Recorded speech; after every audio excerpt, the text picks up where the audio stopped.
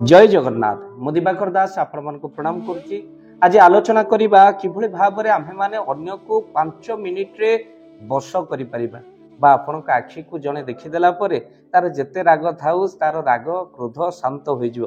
तो एमिति किछि उपाय कहिबु जो उपाय को आपण निश्चित भाबरे पालन करिवे। आपण मन रखि थांतु जति सामना रे व्यक्ति आपण को देखि मोहित न होई जिवो आपण कहिबे एहा होछि वशीकरण। आ वशीकरण पई आपण कोन करिवे उपाय मन रखि थांतु। प्रथमे वशीकरण पई आपण को त्राटक जोग अभ्यास करने को पड़ो। गोटे जगार आप दीप लगे दिंतु बा स्वस्तिक किंबा ईश्वर फोटो लगे दिंतु। तापर आप 3 फुट दूर रे बसी आपण तारी ऊपर दृष्टि को रखंतु। आ दृष्टिटा एभली भाव रहिबा दरकार जेमिति आखिर परदा न पड़िबो। तो आपण जतबेले एभली दृष्टि रखुचंती आपण आखिरु निश्चिंत भाव रे लुह गड़िबो। आउ जेउ लुह गड़िबा परे आपण बारंबार बारंबार अभ्यास करूचंती। एही त्राटक जोगर अभ्यास फल रे आपणकर असंभव मध्य संभव होई जिवो। तो जेते जने रागी थाउ आपण आखि को देखिले जने बस होई जिवो। काहेकि ना ये होची वशीकरण एक जोग जहाँ त्राटक जोगर मिले। तो सेति पई आपण मन रखि थांतु आपणकर त्राटक जोगरे मध्य स्मरण शक्ति बहु परिमाण रे बढ़िताए। खाली सेतिके नुह आपण मध्य मन रखि थांतु जदि आपण एभली वशीकरण जोग को अभ्यास करि पारुचंती किंतु एहाकर दुरुपयोग आपण केबे भी करंतु नाही। काहेकि ना अन्यर अमंगल को केबे हेले आपण करंतु नाही। द्वितीय होची जहा ऊपर आपणकर नजर पड़िबो सी वशीभूत होई जिवो। कोन करिवे आपण माने शक्तिर स्वरूप पई आपणकर मन रखि थांतु।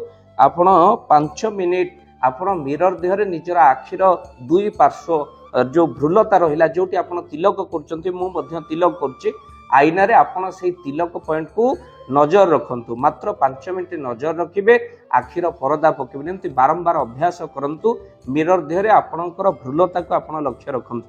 जेतबेले बारंबार आपण माने एभले अभ्यास करूचंती आपणकर साधना सिद्ध हैला अल्प दिन रे या साधना सिद्ध होई जिवो। तो आपण देखिबे आपण को जो माने देखुचंती से माने वशीभूत होई जाउचंती। आपण जहा को चाहिबे ताको वशीकरण करि परिबे बा वशीभूत करि परिबे। किंतु मन रखि तांतु यार दुरुपयोग केबे भी करंतु नाही। तृतीय नंबर आपण जदि श्री गुरु गीता आपण पाठ करूचंती अन्य माने आपणकर निश्चिंत भाव रे वशीभूत होई जिवे। तेणु आपण श्री गुरु गीता निश्चिंत भाव रे पाठ करंतु। आ श्री गुरु गीता पाठ कले अन्य माने आपणकर वश होई जिवे। सबुठ बड़ शक्ति होची ब्रह्मचर्य। जदि आपण ब्रह्मचर्य पालन करंती आपणकर मध्य अन्य माने वश होई जिवे। जेमिति स्वामी विवेकानंद अखंड ब्रह्मचर्य बल रे अनेक वशीभूत होई गले। जो माने स्वामी विवेकानंद प्रति क्रोध प्रकाश कले किंतु सामना को आसिला परे स्वामी जी को देखि सारिबा परे सेमानकर मन आपे आपे तरली गला। तो निश्चिंत भाव रे आपण मन रखि थांतु आपण जति ब्रह्मचर्य भली शक्ति नाही तो ब्रह्मचर्य आपण पालन करूचंती निश्चिंत भाव रे आपणकर कोन हबो ना आपण अन्य को वश करि पारे। प्रथम उपाय जानिले त्राटक जोग। जो मान त्राटक जोग करते से अन्य को वशीभूत कर दियंती। द्वितीय होची मिरर रे आपण निजर प्रतिछवि आखिर भ्रुलता को आपण अनांतु 5 मिनिट ऊर्ध्व अनांतु। यह बारंबार अभ्यास करंतु। तृतीय होची श्री गुरु गीता पाठ करंतु। चतुर्थ होची बड़ शक्ति होची ब्रह्मचर्य रक्षा करंतु। आपण को निवेदन करिबु ये वशीकरण शक्ति आपण को भीतर हेई गला परे केबे भी आपण दुरुपयोग यार करंतु नाही। किंतु 5 मिनिट आपण माने अन्य को वश करिबा पई यही उपाय को अवलंबन कले एहा होची वशीकरण सर्वश्रेष्ठ उपाय। निश्चिंत भाव रे आपण को ऊपर जेते जे क्रोध करिथाउ आपण को आखि को से चाहि परिबोनी। काहे कि ना आपण को आखि को चाहि देले तार क्रोध कुआडे मिलै जिवो। आ से निश्चिंत भाव रे शत्रु हेले भी मित्र होई जिवो। तो निश्चिंत अभ्यास करी देखंत वीडियो को बहु मात्रा शेयर करंतु हे तो किछि शत्रु आपण को निश्चिंत मित्र होई जिवे। आ निश्चिंत भाव रे वीडियो रो निश्चिंत सदुपयोग हेबो बोली हमर आशा। काहे कि ना बहुत लोक माने क्रोधी अच्छा बदलैबार आवश्यकता अच्छे। आपण आखि को देखिले निश्चिंत से बदली जिवे। तो भक्तबंधु निश्चिंत भाव में अभ्यास करंतु। आपणकर ग्रुप रे थिबा लिंक को निश्चिंत भाव में ए लिंक को शेयर करंतु। चैनल रे जदि नुआ चैनल को सब्सक्राइब करंतु। आउ एमती वीडियो को देखिबा पई निश्चिंत भाव में आपण माने भाव दिवाकर चैनल सहित जोड़ी रहंतु। जय जगन्नाथ जय पंचेश्वर। जय जगन्नाथ। धन अर्जने धर्म करी धर्मे प्राप्त नरहरि। जदि आपण मानक धन कौनसी गरीब असहाय रोगी मानक सेवारे लागि परिला जानतु आपणकर रोजगार सार्थक ही गला। आपणक धनर मध्य बहुत महत्व रहिला। तो आज आपण माने जदि चाहुचंती आपणकर सेही धन महत कार्य रे लागू। जेमिति कि आमे गोटी एम्बुलेंस करिचु जे एम्बुलेंस प्रतिदिन किछि असहाय रोगी मानक मेडिकल रे पहुंचाए। किछि गरीब अनाथ शिशु मानक मध्य आमे वस्त्र दान करू।